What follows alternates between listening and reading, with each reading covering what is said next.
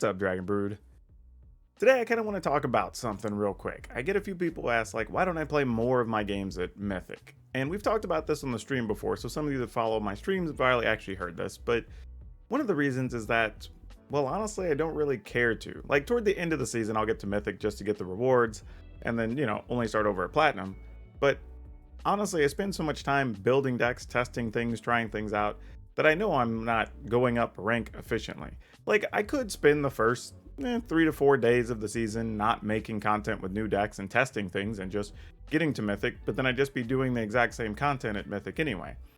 And then there's a belief that when you're at Mythic, you're playing better decks than you are at Platinum and Diamond, but the reality is once you're at Mythic, a lot of people aren't trying to make the top 1200, so they're just in the numbers, as they say, playing whatever deck they want because they know they can't fall out of Mythic because there's no other rewards to gain otherwise. So you're not really playing better decks. I'd argue that you're playing better competition at Platinum and Diamond as people are trying to get into Mythic. But once they're there, it's not really much of a thing.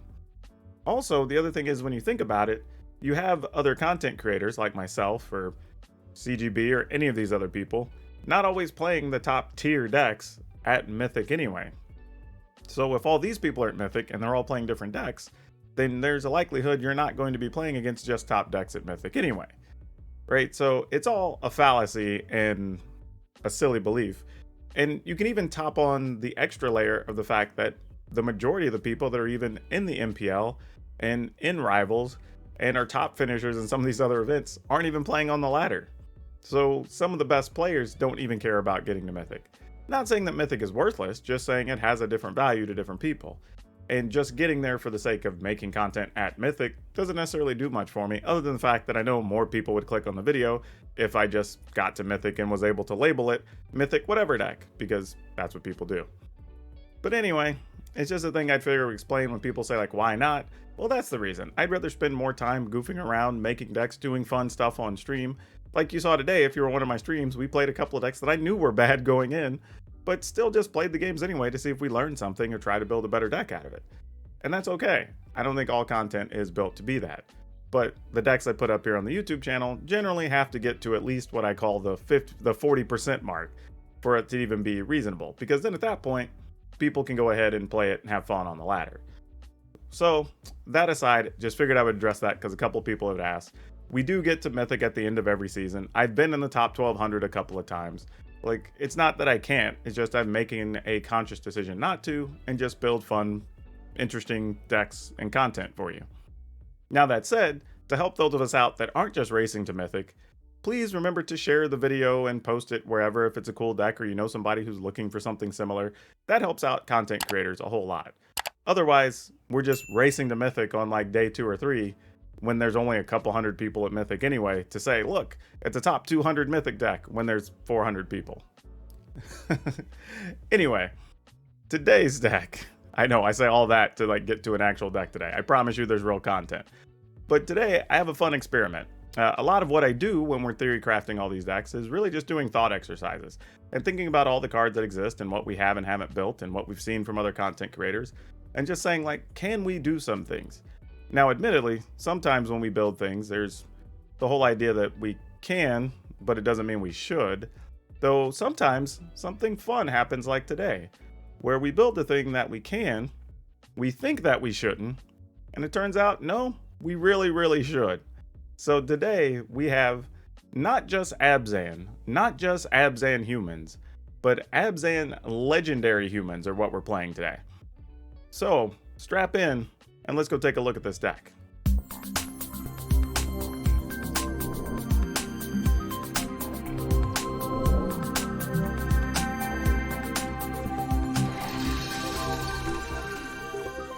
Okay, so this deck plays a bit different than other humans decks we've seen, just because we're trying to maximize ways to pump our creatures, still attack and still play defense.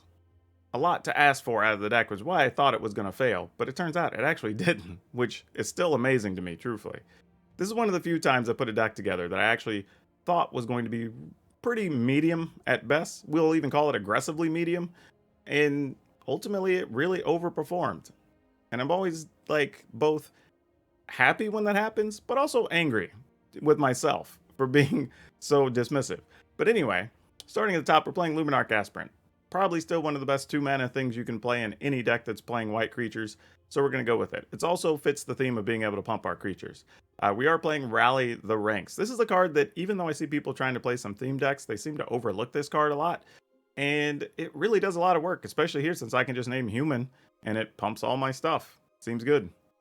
Playing 3 Heartless Axe. Not sure if this is the right number or not, but so far it's worked okay, so we're going to stick with it. Then we're playing General's Enforcer. This is one of the key cards in the deck, right? It's a 2/3. It's going to get buffed by everything else we play, but it also protects several of our creatures and makes it hard for your opponent to 1, punch through, but 2, use their removal effectively. So really good card here. Playing 4 Humiliate. And this is combined with Elite Spellbinder, and this is really the card that kind of allows this deck to exist, right? It can take away problem cards. It can take away problem creatures. It can buy you a turn or two, because sometimes that's all you need. And it's a really key piece in all this that's going on. Now, Killian. This has been this is weird that this card is probably one of the more controversial cards in the list. I've had people saying, like, add an extra Killian, and people wanting to put Killian in a bunch of decks. But the reality is, Killian's best thing is that he has lifelink. I mean, it sounds silly, but it's really the best thing he's bringing to the deck. Now, there will be a situation or two where the -2 mana on something that targets a creature could be important. I would even say it's probably better if you have a version that's playing a lot of Silverquill commands, which I actually ended up cutting from this list. But it's a reasonable card if you want to go that route and you already own it and don't own something else. But otherwise, Killian's just okay in here, but being Menace and Lifelink does come into play in a couple of our matches. Then we're playing 2 Vanishing Verse, partly because we just want to try it, but also because it's a quality card. I will say it does suck against Winota decks because you can't kill Blade Historian and you can't kill Winota, but we do have other cards that could target Winota, so we're not that worried about it. This also picks off other things that would potentially trigger Winota, and it exiles the card, which is awesome because it means things like Selfless Savior can't actually save the creature. So does a little good bit of work, and it can also remove things like Heliod, the Great Hinge, Embercleaves, a bunch of other cards that you're really concerned with. Then we mentioned it earlier, we're playing Elite Spellbinder. Honestly, this is a card I do want to get a 4th copy in, but I don't really know where I want to squeeze the space, but we'll see. Then we're playing 2 Sigrid God Favored. This is one of the only decks I've seen. So many people have suggested Sigrid to me for other builds. This is the only one I've had where I've wanted to play Sigrid, and it's mostly because it's a good combat trick.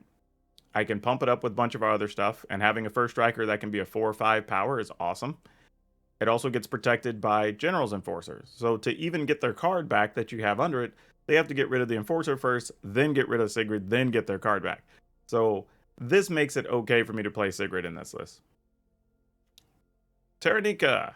This is another one that I'm not a huge fan of, I'll admit, but again, when we're playing it often as a 4/4 with Vigilance, and then it can give something else a 4/4, which is usually going to be a 5/5 or bigger, I'm with it, right? This card does a good bit. It allows you to attack and block, which is nice, and really allows 2 creatures to attack and block. And again, when you're talking about something like those Winota list, one of the benefits you can have against those is to be able to keep being aggressive where they don't want to block because they need those triggers when Winota hits the board, but then also having creatures back to block and pick off those little creatures early so they only get 1 good attack from Winota, and then maybe you can try to finish it. So really big. I like also having this card and maybe one other creature, and you don't have to dedicate more to the board, which is really nice. So I like a lot of what's going on here for this deck with this card. Then, of course, General Kudro. This actually does a lot. Other than just pumping your creatures, it can let some of your creatures double as removal, which is really nice in a pinch. It can also exile things from your opponent's graveyard, which, you know, when you're talking about maybe getting rid of Kroxa or Woe Strider, that's nice. But also against things like cycling decks, right? Being able to remove even 2 or 3 cards could be enough from them being able to kill you with their Zenith Flare. And then Baleful Mastery. Again, this is another card that exiles what you really like. In a pinch, you could do it for 2 mana, but if you do have Killian, this is a benefit where Killian does matter, and you can play it for 2, just taking mana off of the full cost. So that's also pretty nice. And then we're playing 2 green cards in the list. I know a lot of people are going to be quick to want to cut these because they're off color or whatever, but we only really need 1 green mana. And this is really big. Having a creature that can pump all your other creatures and give you the ability to actually make more 1/1s that are humans that get pumped by everything is really, really nice, especially if the board gets stalled up against some of the smaller aggro decks. Being able to make an extra creature you can chump block with that isn't even a chump sometimes, it's going to be a 3/3 or 4/4, you know, that really matters. So I wouldn't be so quick to cut this card, but it's really good. Just that extra 1/1 doesn't seem like a lot, but it's really, really big. As for lands, we're playing 4 plains, 4 swamp, 4 of each of the pathways, and we're going with 1 of each of the temples. So pretty easy list to put together as far as land. I would say even from a just deck standpoint, people probably own a lot of these already. You know, except for maybe the Elite Spellbinder. You know, the new cards are rares that we put in here, so I could see that being a little of a problem. But a lot of this other stuff has existed for a little bit. The other cool part is a lot of this is fairly newer cards, I would say, except for, I guess, General's Enforcer and Kudro. Everything else is fairly new, so this will all be existing post-rotation as well. So if you do decide to build this, you only have to replace a couple of cards. I will say the General's Enforcer is a really good card and pseudo important, but there are things we could play and still have this deck be viable. So something to think about there. But anyway, let's go into the arena and play some games. This Humiliate I will take. So let's get the opponent to spin some cards here. Let's start. Killian gains life, though. How do I feel about that? Like, alright. Oh, I didn't even put the right land out there, so I can't Killian. Haha. JK, just kidding. Aspirant, you're dead. Nope, you're not dead. Weird. Alright, I guess that must mean they have a stomp here. No, they just have a Robber of the Ridge. That's peculiar. No, I won't block, because now I can just have a 3/3. That is such a weird sequence of things to happen. Yeah, me actually messing up and not paying attention. This is what happens when you stream sometimes. You get to talking to people, and then like you just miss the obvious, because I should have this in play, which would have allowed me to do a couple of things going into the next turn. But because I didn't, we're just going to have to try to take 2 actions next turn. Hope we don't get hammered by not having this Humiliate available. No attacks. So we'll see what the opponent wants to do here. But my plan is going to be next turn, play Killian. Try to play Humiliate. Juice it up. I think I'm going to have the small Aspirant block something. Because I don't want to give up both of my creatures if they have a Grimrock Knight here. What was the point of that? Like, the creature was going to die anyway. It's such a weird decision. So I want to play Killian. And then I want to Humiliate. So I can get Killian to be a 4/4. Oh, Goldspade Dragon, Embercleave, Fireblade Charger. Weird as it is, I feel like I could almost deal with an Embercleave. The Charger is going to be highly annoying, though. I mean, the Dragon's going to be highly annoying because I don't have anything to kill a creature. So I'm going to go ahead and get rid of the Dragon. Put the counter on Killian. The other thing, too, is I now know they don't have a way to destroy Killian. So I can block pretty freely unless they just top deck an answer here. That is not an answer. Though that does make Embercleave way scarier, I will admit. Though Killian does first strike. Oh, well, they don't even get Embercleave. Look at that. Look at that. That's gross.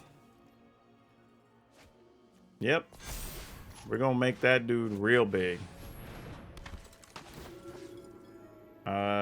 Can we trade? 4, 5, 6, 7. Yeah, let's do it. I'm just going to make Killian big as hell. Like, you got a double block or not. Like, you can put multiple things on him, but he's got first strike. Oh, he doesn't have first strike. He has lifelink and menace. So they can, exactly, they block with everything. We're good with that. That was worth the trade. And then we do lose the Luminarch Aspirant, which is fair. I don't mind that. Now we just got to get an untapped land to get this Maja into play. That's the new goal. I was going to say, they might as well attack, because they ain't doing anything else. Alright, come on, untap land. And that was not it. That was not it.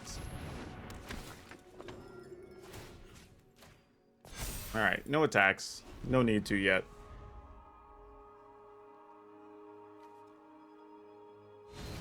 Alright, that makes sense.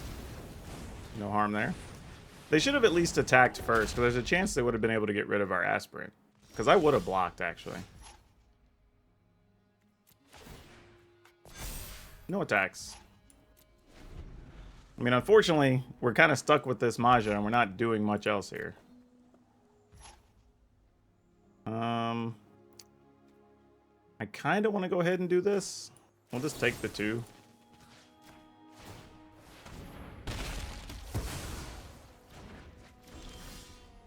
Alright, that's the next best thing. That'll have to do. I don't think it matters.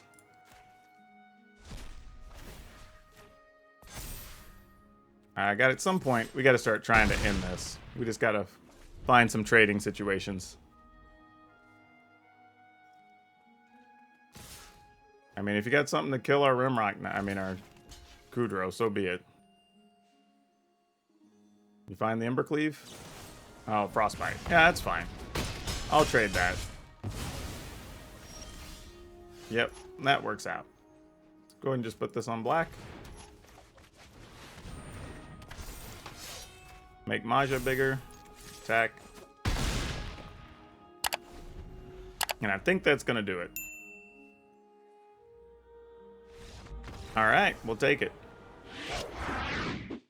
It's almost way scarier to me sometimes playing against that deck. Oh, why no white land deck? Well, I guess this is what we're doing. Sure. Let's see what happens here. I'm trying to... I guess if they put a tap land into play... Yeah, I guess then we have to kind of go ahead with the aspirant and hope for the best.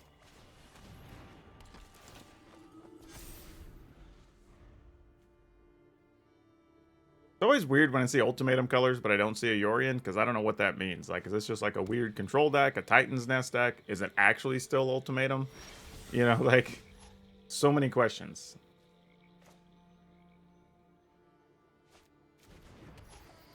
Alright. Unfortunately, we're playing the creature deck that did not find a lot of creatures. So we're just going to try to make the most of it that we can here. This is not good. They get one removal card and they just destroy our life. But, okay, well, that makes things a lot better. I also appreciate that this is an odd cost, so we don't necessarily lose everything here either, which is pretty sweet. And I went ahead and put a counter on Kudro in case they just have, like, Heartless Act. We're defended against it. Now it feels a little better that if there's an extinction event, we don't necessarily lose everything. Alright, well, that'll do it. We do need a second white if we want to be able to play Tyrannica, so let's go ahead and take that. Though, truth be told, we're probably going to play Elite Spellbinder first. Before doing that. Oh, I put the wrong thing. I just drew that. I meant to put the swamp into play. Oh, well. If we lose now, it's my own damn fault. We deserve it.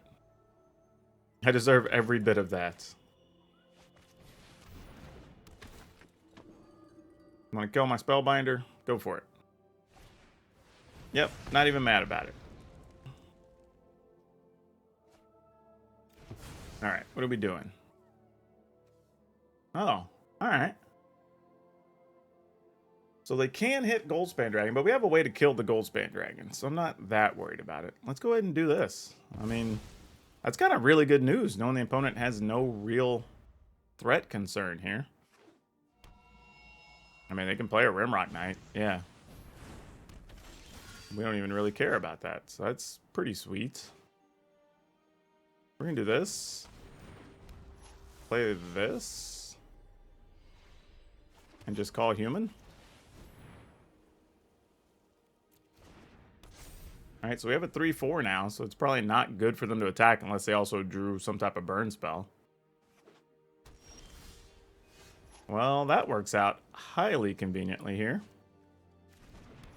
So we're going to go ahead and play this. And then we get to attack. And end the turn. And we have 2 quality removal spells here. Here comes Dragon. Good news is we can kill dragons.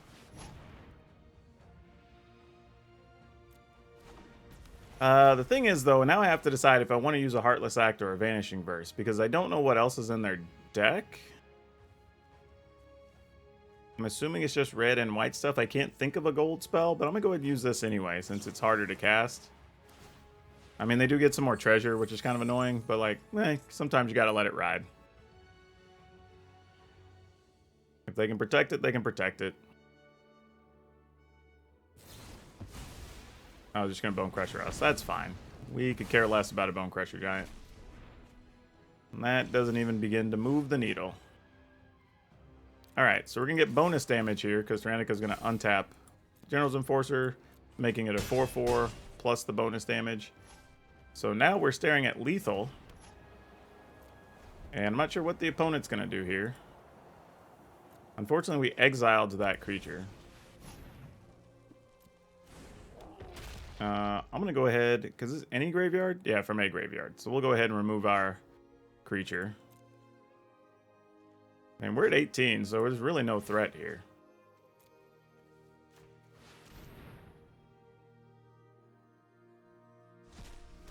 We get another 2-2. During their end step, we're going to go ahead and get rid of the Bone Crusher, so they don't have any blockers. Yep, that'll do it. Yeah, it's getting stuff done. I mean, not the way I would expect it, but, you know, I'll take it. I'll put this on white. And then I guess we'll go ahead and just play a General's Enforcer. Oh, a Ruin Crab. Okay. I'm fine with that.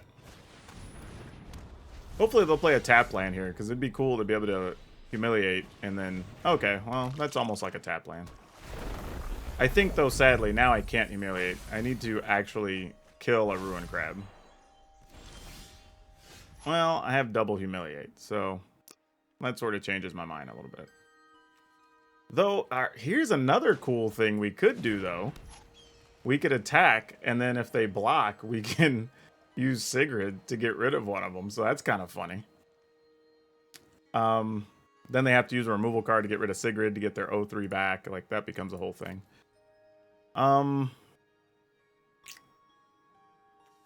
This is probably a gamble, but since they didn't play a Fable Passage, I'm going to assume they don't have one.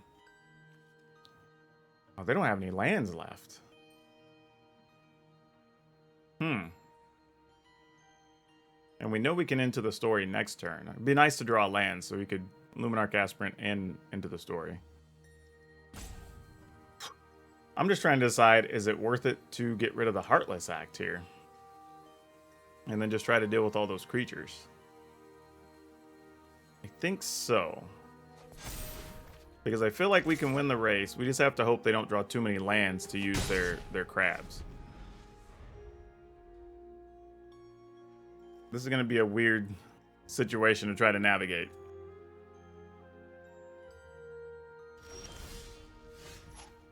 Okay.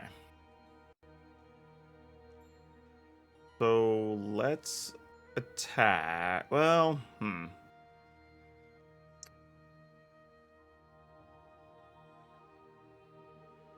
Man, I really wish we'd have drawn a land. There's so many things we could do if we'd have drawn a land there. An untapped land. Oh my gosh. This makes it so much more difficult.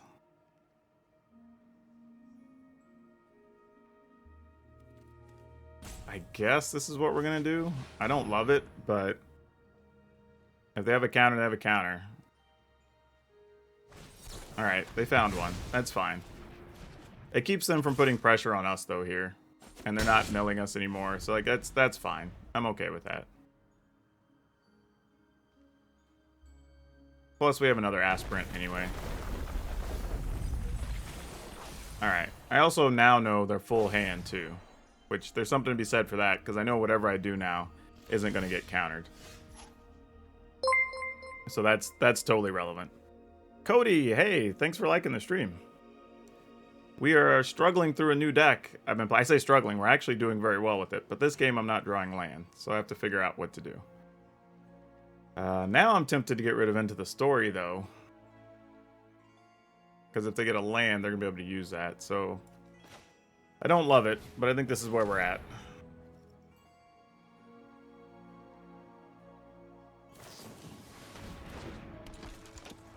Alright. And then this just becomes kind of a weird just race situation here. Just how much can we do? We have 37 cards. Assuming they play a land, we have 31. This gets us for 2, so we have 29. So we got to keep tabs on that at the moment. But neither of us did well drawing mana, so let's be clear about that. Neither of us has done a good job. Alright, there we go. Finally. Finally! We found one. Alright, so we're going to attack. They're going to block with the Wind Robber and then sacrifice it to draw a card. We can freely play Luminarch Aspirant safely unless they found a Heartless Act. I mean, if they did, they did, I guess. Probably not. Alright, put a counter there. We will attack. And then with their draw trigger on the stack, we will kill one of the crabs. Because we want to do it when they have the fewest cards in hand, so if they're going to choose to do something.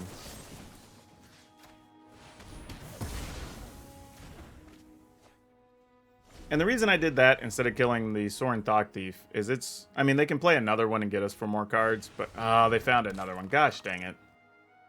I tried. Like, if they just have it, they have it. Nothing I'm going to do about it. Alright, now we're in trouble. Now we're in trouble.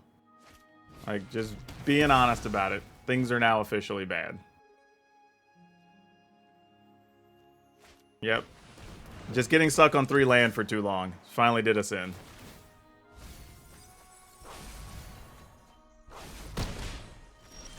Yep, and now we got the land that we don't want. So that kind of sucks. I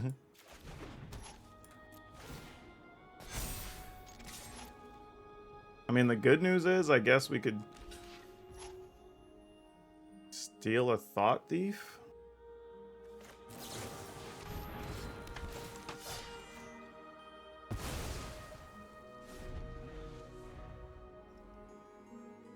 I mean, we're still getting pretty low. We're at 23 cards, so we could get decked fairly easily here. And this means when they play Lurrus, they're going to be able to start getting their infinite cards.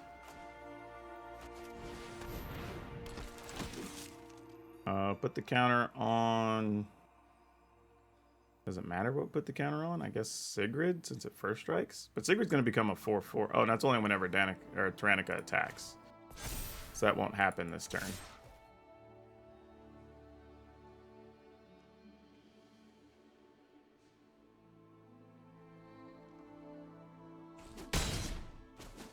Alright.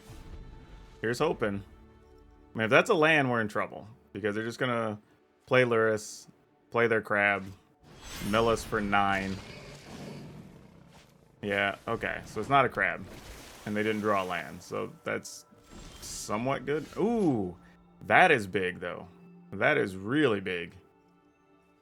I guess we just get Lurrus. That's the only thing that makes sense here, right? We're at 21 cards. Assuming we're going to lose 6. Maybe 7, 8. Nothing they can block with here matters, so sure. Let's just get rid of that.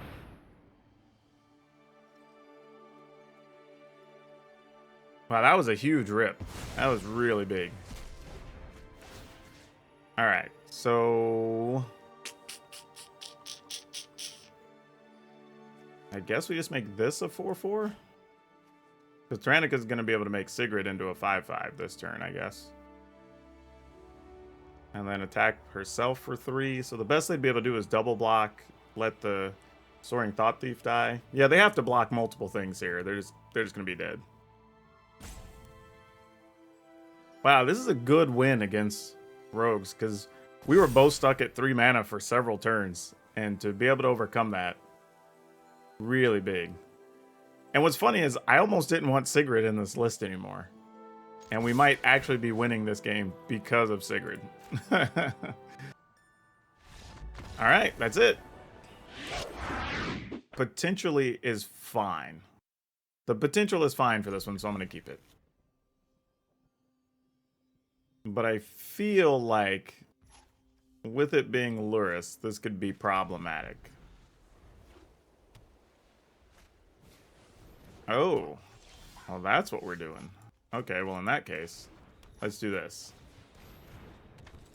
Because we may need to just exile a Flourishing Fox. Or something else. Adranus Stinger doesn't bother us nearly as much. Flourishing Fox is a much bigger problem. Okay, what do we want to do? Black or white for that? Probably white. Because at some point, we're going to try to double rally.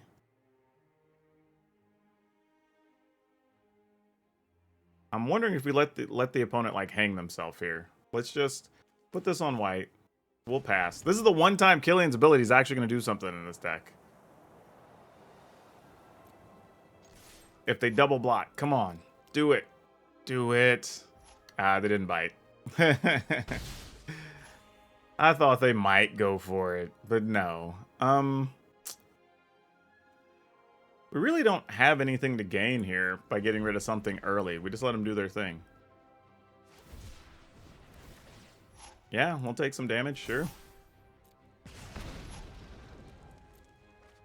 I mean, if they're doing nothing else, then we get to kill a Flourishing Fox.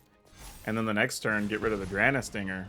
And we get to gain all that life back from Killian, so sure. I'm game. Pay the full cost because it's cheaper.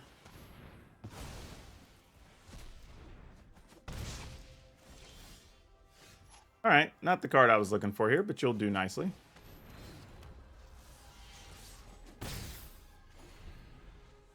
Alright, now we need a land so we can rally plus Baleful Mastery.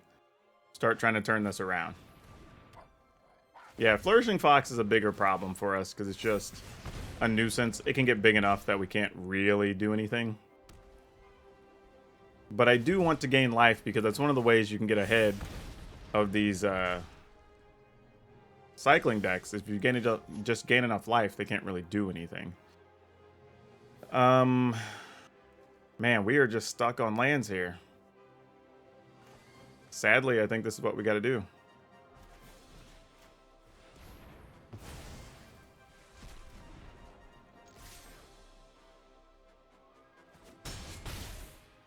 All right.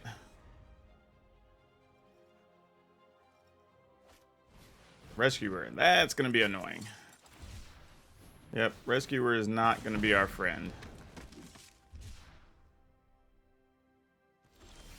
Oh, well, I didn't request an untap land, so that's on me.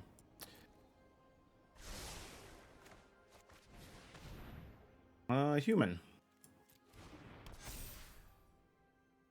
Do we think we can win this race if we attack with both here? I mean, what's the best they could do? They could block, block, block. They could put those two there. They could put Adranus Stinger and the token on there and take 3. But then we get to play either this and another one next. Yeah, all right, sure. I'm fine. They can't kill Killian, so they got to get rid of General's Enforcer first anyway.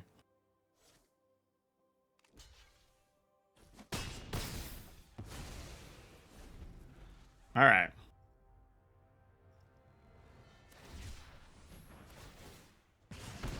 Okay, we're 21. I mean, we can actually make Killian into a 5/5, so we might just want to play Luminarch Aspirant and Rally first.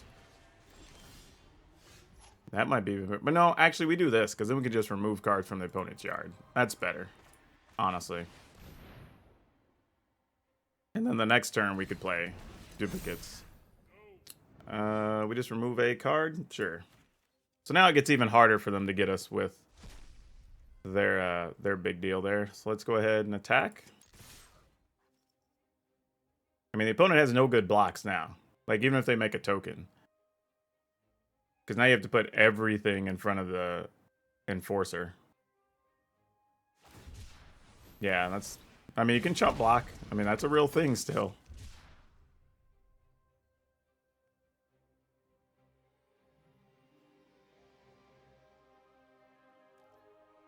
But now, if they get their Zenith Flare, they actually have to Zenith Flare probably the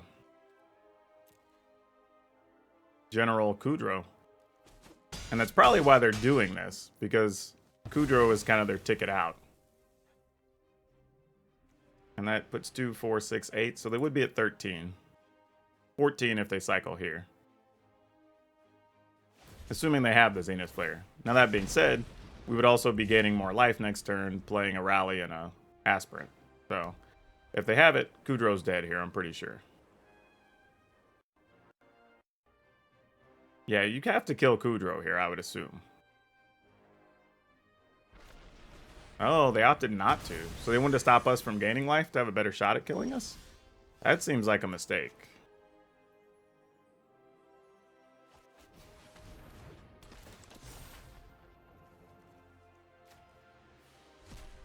Like, I'm just going to do this. Remove more things from their yard. Put the counter on... I don't know. Killian, I guess? Because it's going to be harder to block next turn. Alright, we're going to have giant monsters next turn. So let's see what they do here. Oh, they had another Zenith Flare for him? Sure. Why not? Well, now they have to find another Zenith Flare. Let's find a creature. Well, that's kind of what we wanted to do. Not quite. They did have the other Zenith Flare. Look at that. Huh, who knew?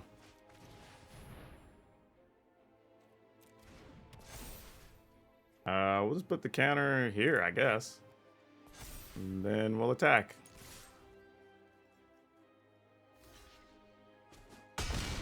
Alright, lethal on board. Let's see what the opponent does here. I mean, they may have to play out their creatures just to block here. Like, play out a creature and put Lurrus in their hand. That might be their best bet.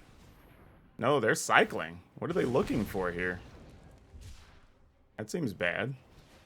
Yeah, Flourishing Fox doesn't do anything.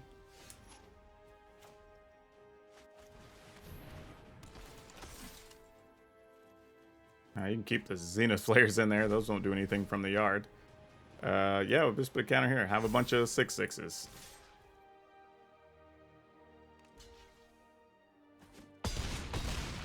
Alright, pretty sure the opponent's dead here. They could find the last Zenith Flare, but they won't be able to kill us. And then they don't really have an out after that.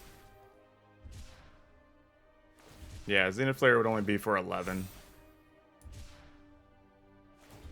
Yep, for 12. Yeah, their Flourishing Fox ain't even big enough to block anything yet. For 13. Yeah, that's game. We're just going through the motions now for sport, I guess. Alright. You know what? I'm going to keep it anyway for science. But it's a tough thing when you're deck building and experimenting. That is for sure. I will say that. I don't think I need that. I'm going to have to find some creatures. I do like having Baleful Mastery, though, because if this is a Winota deck, which I think it is... Oh, maybe not. No, it's not. Oh. Uh-oh. Oh. Well.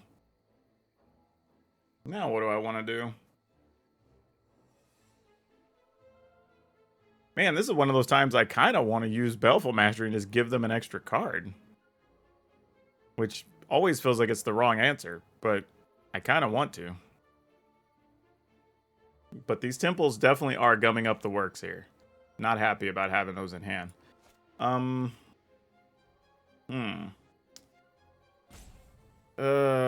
do we do? What do we do? What do we do? Man, I think I'm just gonna humiliate. And I'm not even happy about that. But I think I'm going to. Because I don't know what's going on with the rest of this deck. It might just be a Magecraft deck. Like, I don't know. Goodness. Ooh, a Hollow Blade. That's not going to be fun either. They're going to be able to Hollow Blade and search for lands, so they'll have extra stuff to discard. Ugh. This is going to be a rough one, folks. This might be where the streak ends. And this silly temple is not helping us out at all. But yeah, I think you just Hollow Blade, you go search for a land, get a counter on your Dragon Guard. I probably try to kill Dragon Guard, let them use a Selfless Savior, and then we just see what happens after that. Though, maybe that's not true either. Now that we drew this kind of changes stuff a little bit.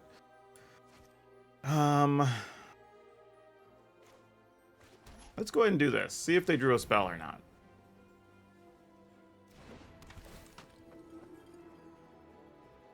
Oh, alright, cool. Well, they didn't have anything they can get back with Mavinda yet anyway, though. Okay, so hopefully that's just a land. Or if it's a creature, we're kind of okay too. We just want it to not be a spell.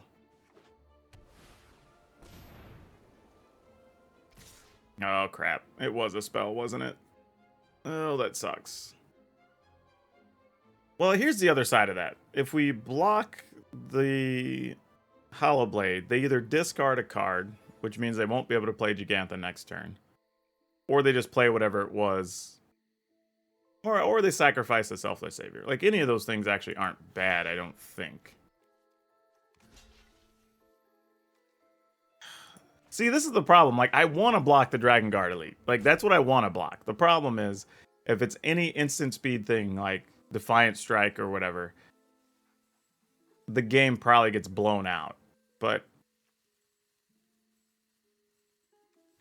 okay, we're gonna do this, and I'm just gonna hate myself. They're gonna discard a land, and I'm gonna feel so sad. Ah, I chose poorly. Dang it. Dang it. That sucked. That sucked. I didn't believe hard enough. That's so bad. That's so bad.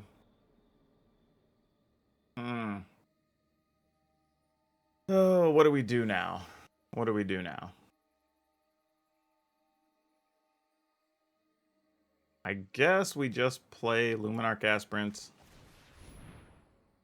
Get Aspirant to a 2/2. Then we just pass. Oh, wait. Oh, you say, yeah, you get the counter anyway, because you got to go through that. And then I may throw the Aspirant away to the Hollow Blade, use the Heartless Act on the Dragon Guard Elite, make them sacrifice the Selfless Savior. Then next turn, try to Baleful Mastery the Dragon Guard. But then I'm at a very low life. I don't even know if that's a good enough plan here. The good news is the opponent didn't immediately try to, like, play a land, play Mavinda, or anything like that. So they're having to decide if they're going to attack with Hollow Blade or not here, I think. Because I think they both want the card and they want the Gigantha.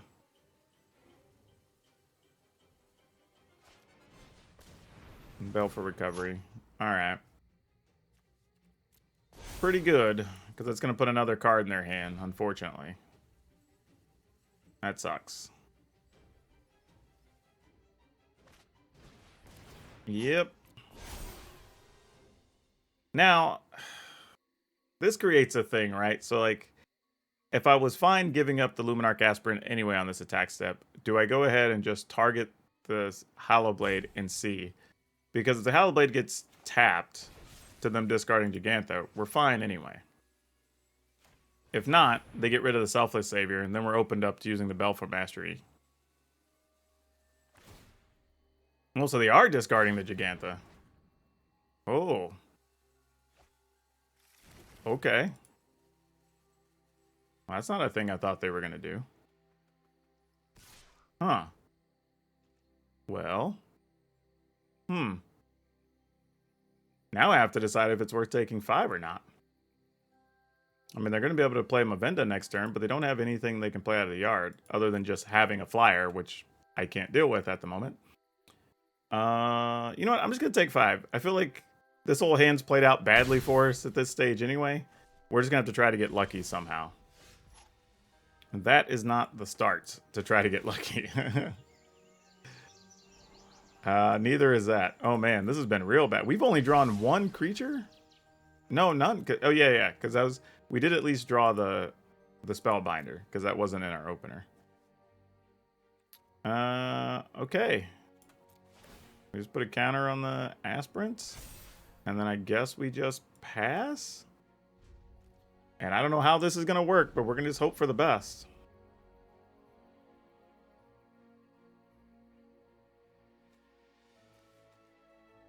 I wish this had, like, pay 2, kill your own thing, draw a card. But its opponent gets to draw a card. Yeah, I will say, though, in this case, the second temple did help out quite a bit. Okay, well, sadly, we're going to take 5, end up going to 1. And then we're dead, I'm pretty sure. Because I don't think we have anything that is going to save us in this scenario. Not true. It would be exactly Killian. Because then we could block and gain life. Yeah, there it is. But that's, I mean, it doesn't save us. It just buys us a turn. And then we're kind of just back to square one. But it's a thing.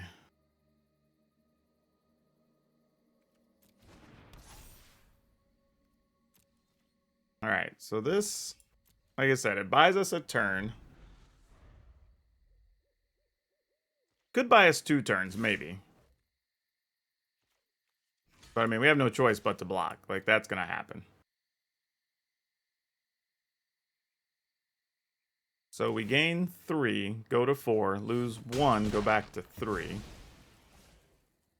This minimum, okay, yeah, I was going to say minimum has to be a creature. It wasn't.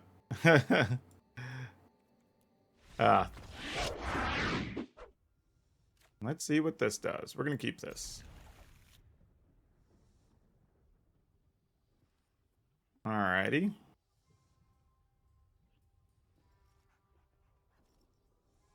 They took some quick mulligans. So their hands were either really bad or we're up against Tybalt's Trickery. Or some combination thereof. We will definitely keep that. No, there's a Magda. Well, hello, Magda. Let's see if we get to block a Magda.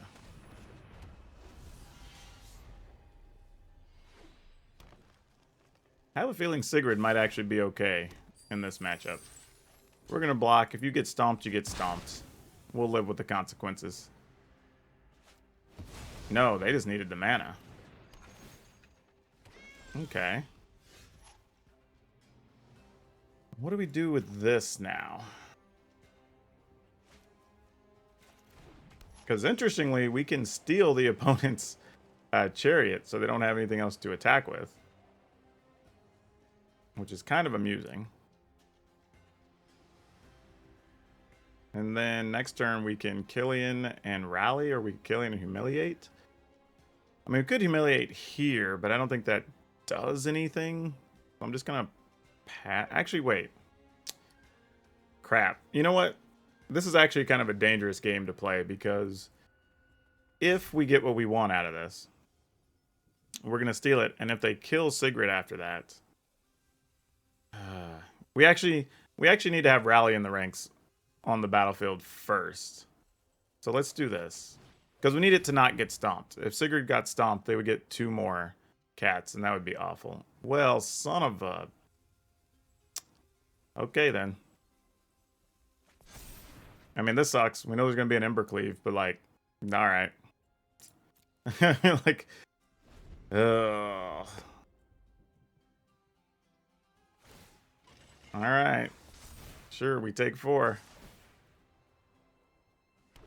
No blocks. Okay. Oh, that's a big pull here. That actually matters quite a lot. Because now we can get rid of an Ember Cleave. Actually, we can get rid of the Seeker's Chariot. So, knowing what we know, I think... Ugh. What do we do here?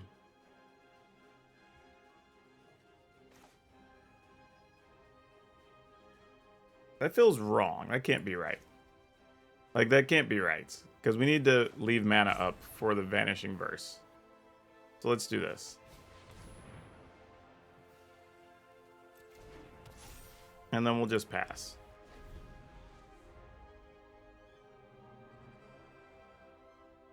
So for some reason they do get a land and they want to attack with everything and Ember Cleave. Like, we could just destroy Ember Cleave. Or we could destroy the Seeker's Chariot. Because right now, it's kind of weird because right now they don't want to activate the Chariot because we have a 4/5. We kind of made it bad for them. The only way that matters is if they draw, say, like a Stomp and they want us to block and lose our 1 creature, and then they would have 4 attackers the next turn. So, like, that's possible they would do that. I don't... This is tough. This is a match that where Vanishing Verse is actually pretty good. I hadn't considered how good it could be against the Gruul builds. And then if we get another land, hopefully it's a white land, then we'll have access to Killian plus Sigrid. Then we're in really good shape. Because then we're almost playing like full shields up mode and can do whatever we want. Or the opponent's doing a lot of thinking here. Man, it's going to be a shame if the opponent just ropes out or is AFK here. Okay. That will help generate you some treasure. That would be a thing. Alright, so now the question becomes, do we just get rid of the Chariot now? Because there is a real concern that once they attack, they're going to be able to Ember Cleave next turn. We could also just attack Magda. I think, though, there's going to be a world where we're going to be able to stick this Killian and get enough life coming back that I don't know if it's going to matter. Yeah, go ahead and generate the treasure. Not a surprise. I have a feeling no matter what we did, that was going to happen. So that part doesn't surprise me. Ooh, Baleful Mastery. You keep giving us more and more interesting things, deck.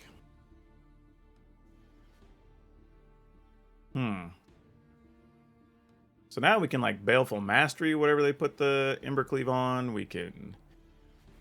Oh, so many things. So many things. We pass. We pass. Also, it's weird, too, right? Because we could remove a thing, and then we can... Oh, well, Sigrid will be indestructible, actually, because of the Enforcer. Alright, there's a dragon.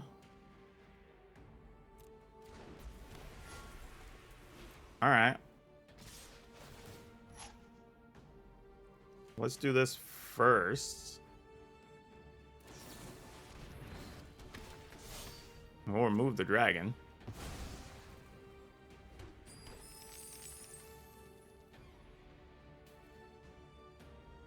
And then we can put...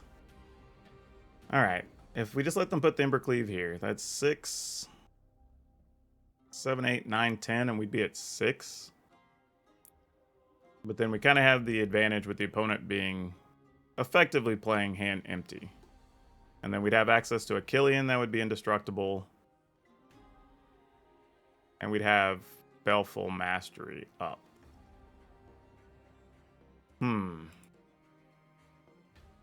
Well, we want to get rid of Magda no matter what. It's just a matter of if I want to put this General's Enforcer at risk and basically take 3 less or 4 less damage. No, take 5 less, actually. So we'd only take 5 and be at 11? I think I'm up for this challenge. Let's do it. Because whatever gets the Embercleave next turn, we could just block that, I guess. Oh, opponent. You forgot. Yep.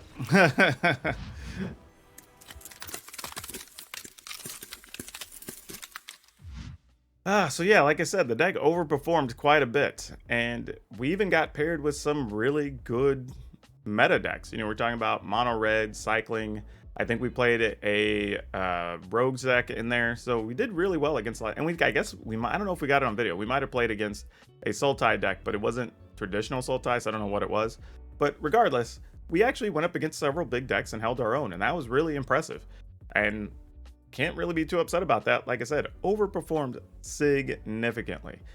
Would I replace anything? I don't know. Like I said, maybe if you really want to replace like Maja, that's a spot. But even then, I'd probably only be finding a way to add like another elite spellbinder and maybe something else. But I mean, you know, if you went +1 spellbinder, -1 Maja, that's probably reasonable. But there's not a lot else I would want to change in this list. It's been pretty solid.